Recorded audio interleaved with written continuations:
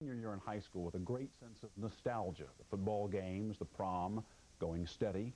As seniors, we might have been a little anxious about life after graduation, but we pretty much took for granted that a future would include a shot at a decent job and a secure family life.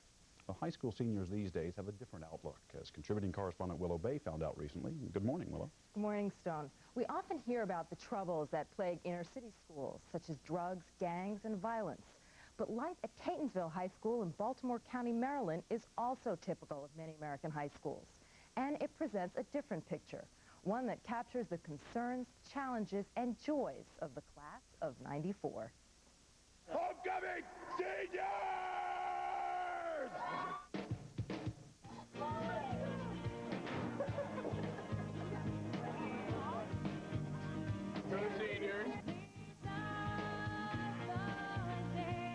My senior year has been everything I wanted it to be. It's been the best year of my whole life. What I won't miss about high school is really nothing. I guess I'll miss being young. It's an institutionalized rite of passage, senior year in high school, a crossroad between the familiar universe of home and school and the challenges of adult life. So how do you feel about your last year in high school? I think it's great after being in school for like 12 years.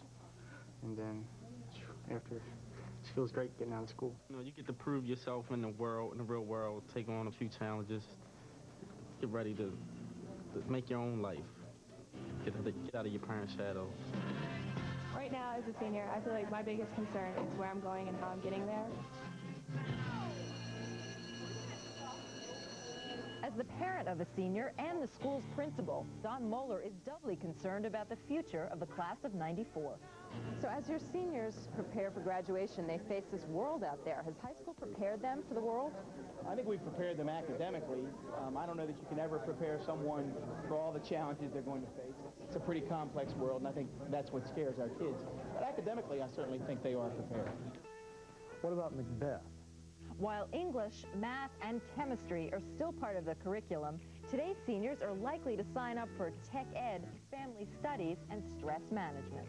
How many of you can think of hassles that occurred to you in the last 48 hours? And seniors face a lot of stress and pressure.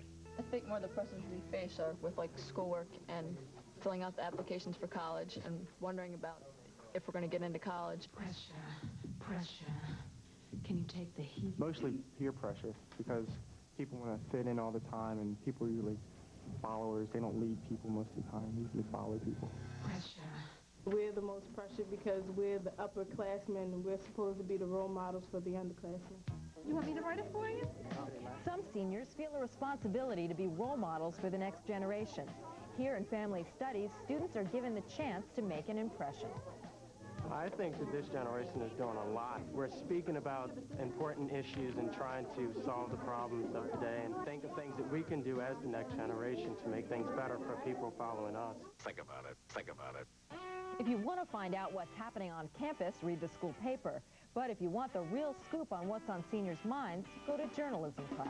I'd say the economy is definitely a big worry for us. We want to know how the changes in the country today are going to affect us 10 years from now when we're going to be the ones voting and the ones that it's really going to affect. I think crime is becoming a really big problem. So how many of you have actually seen guns? You guys have all seen guns? We are in a race between education and catastrophe. While these students face a harsher reality, what's good? Some things about high school haven't changed. Cafeteria food, the homecoming football game, and gossiping with friends. Students still cluster in cliques, but the class of '94 has taken a more humble approach. So you're the quarterback. Are you the BMOC? Sure.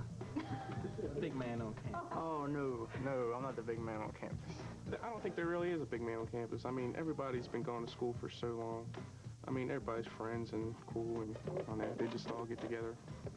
Everybody's just one person. There's not one big man and one small man. It's just we're all equal.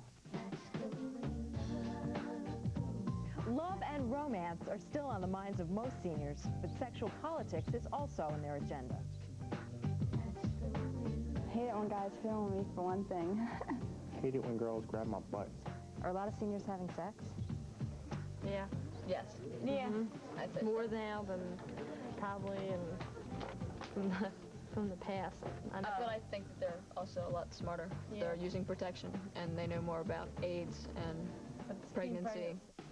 Today's seniors have a lot to think about as they enter the world of adulthood, and it's not always an easy transition. Do you find as if you're treated more like kids or more like adults? More like teenagers to a large degree. Finally.